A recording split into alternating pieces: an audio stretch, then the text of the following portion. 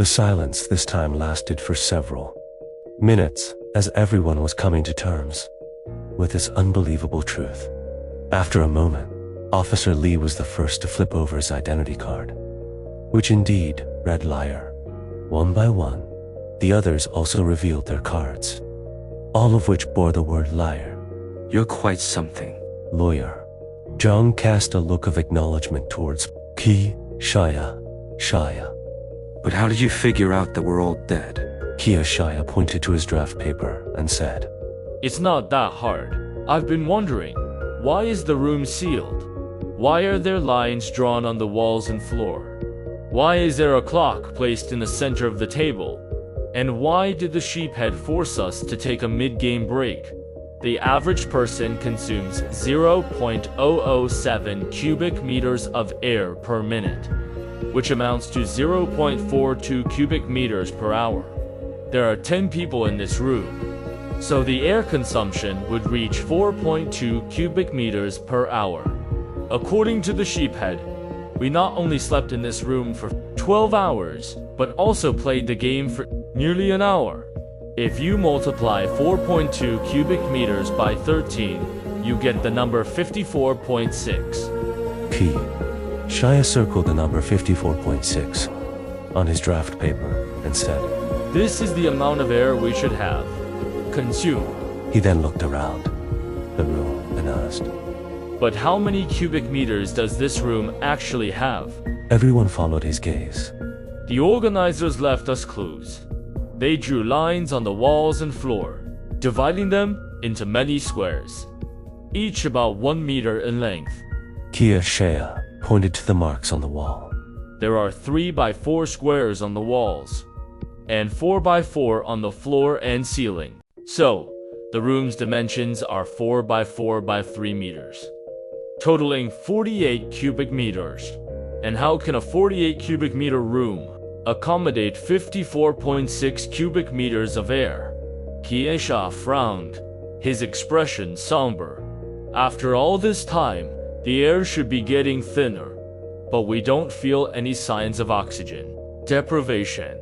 Dr. Shao pondered for a while, then took Qi Shaya's draft paper and pointed to the number 49.14, asking, What does this number mean? Qi Shaya looked at Dr. Shao with a serious expression and replied, That's the air consumption calculated for 9 people. 9 people. Dr. Zhao was puzzled since there were clearly 10 people in the room consuming air. Yet he calculated for 9? I made a bold assumption. Qi Shaya said expressionlessly. If the sheephead is not a person, would our air supply be sufficient? Clearly, it still wouldn't be enough. What kind of lunatic are you? Dr. Shao murmured. How could you make such a bizarre assumption? Is it hard to understand? Qi Shaya pointed to the headless corpse on his right. Dr. Zhao, you should know very well about skulls. Generally, can a human crush a skull with one hand?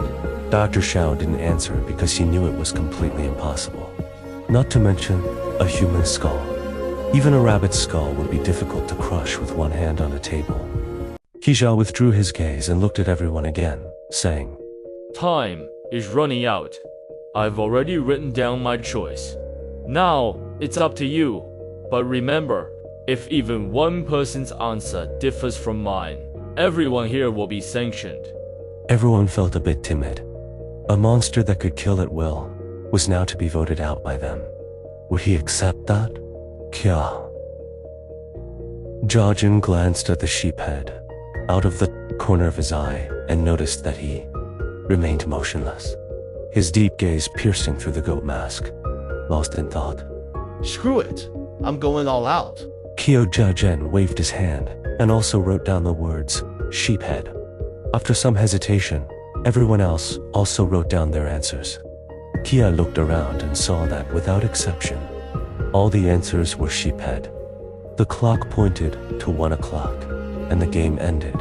The sheephead slowly walked forward and said, Congratulations, everyone. You have survived the liar game. Now, I will personally sanction the loser. Before anyone could react, the sheephead pulled out a handgun from his chest, turned the barrel towards his own heart, and pulled the trigger. An unimaginably loud bang echoed through the narrow room.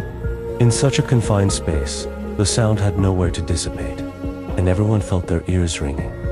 Then, the sheephead clutched his chest and began to scream. The loud cries soon overwhelmed the echoes of the gunshot, reverberating continuously within the room, sending chills down everyone's spine.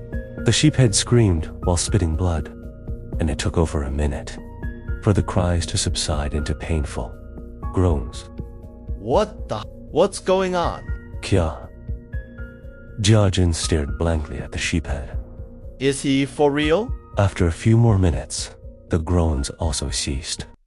The 9 people present suddenly realized that they could now feel strength in their legs. Dr. Xiao was the first to stand up. He walked over to the sheephead and felt for the pulse at his neck, only to find that it had stopped. Hey, Dr. Xiao shouted at the sheephead, the game's over. How do we get out? but a silent corpse could offer no answers to Dr. Xiao. The others slowly stood up as well. The room remained unchanged, except for the addition of a corpse. This is so strange. Are we really dead? Tian Tian seemed still hung up on this question. She extended her slender hand and slapped herself hard across the face. Ouch. Tian Tian cried out in surprise. It still hurts. Why can I feel pain if I'm dead? Kia. Zhao Jin shook his head helplessly. What? Have you died before? Tian Tian paused slightly. I guess I haven't. So, who knows what happens after death? Looking at the situation, maybe this is hell. Qiao Jiajian glanced at the 2 corpses in the room, feeling extremely uncomfortable. Not only can I feel pain, but I can also smell the stench. So, what are we? Spirits? Asked the writer Han Yumo. Upon hearing this, Dr. Xiao also checked his own body and found that his heartbeat, body temperature, and pulse were all normal. He was breathing normally too, yet he wasn't consuming any oxygen. It seems that death is truly a mysterious thing, beyond any medical explanation. Whatever we are, I don't want to be stuck in this small room for the rest of my days. Said Officer Li. Let's find a way out. Officer Li walked over to the sheephead and picked up the gun that had fallen by his hand. This action startled everyone, and they instinctively backed away.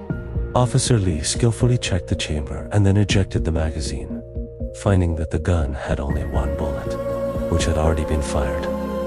This was both good and bad news. The good news was that they didn't have to worry about anyone using the gun to harm others. The bad news was that they couldn't defend themselves if they encountered other dangers. Meanwhile, Cao Jiachen, being quite bold, slowly reached out and removed the sheephead's mask, revealing the face of a man that was completely decomposed. His eyes were rolled back, showing no signs of life. What a terrifying face. Lawyer Zhang chimed in from the side.